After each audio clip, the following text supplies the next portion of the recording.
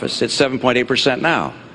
But if you calculated that unemployment rate, taking back the people who dropped out of the workforce, it would be 10.7%. We have not made the progress we need to make to put people back to work. That's why I put out a 5-point plan that gets America 12 million new jobs in 4 years and rising take-home pay. It's going to help Jeremy get a job when he comes out of school. It's going to help people across the country that are unemployed right now. And one thing that the president said, which I want to make sure that we understand, he said that I said we should take Detroit bankrupt. And that's right. My plan was to have the company go through bankruptcy like 7-Eleven did at Macy's and at Continental Airlines and come out stronger. And I know he keeps saying, you wanted to take Detroit bankrupt. Well, the president took Detroit bankrupt. You took General Motors bankrupt. You took Chrysler bankrupt. So when you say that I wanted to take the auto industry bankrupt, you actually did. And I think it's important to know that that was a process that was necessary to get those companies back on their feet so they could start hiring more people. That was precisely what I recommended and ultimately what happened. Let me give the president a chance. Go ahead. Candy, what Governor Romney said just isn't true.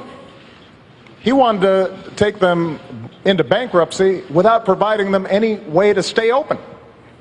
And we would have lost 1 million jobs. And that, don't take my word for it, take the executives at GM and Chrysler, some of whom were Republicans, may even support Governor Romney. But they'll tell you his prescription wasn't going to work. And Governor Romney says he's got a 5-point plan. Governor Romney doesn't have a 5-point plan, he has a 1-point plan. And that plan is to make sure that folks at the top play by a different set of rules. That's been his philosophy in the private sector, that's been his philosophy as governor, that's been his philosophy as a presidential candidate. You can make a lot of money and pay lower tax rates than somebody who makes a lot less. You can ship jobs overseas and get tax breaks for it. You can invest in a company, bankrupt it, lay off the workers, strip away their pensions, and you still make money.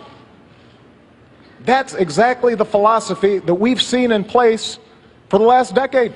That's what's been squeezing middle-class families. And we have fought back for 4 years to get out of that mess.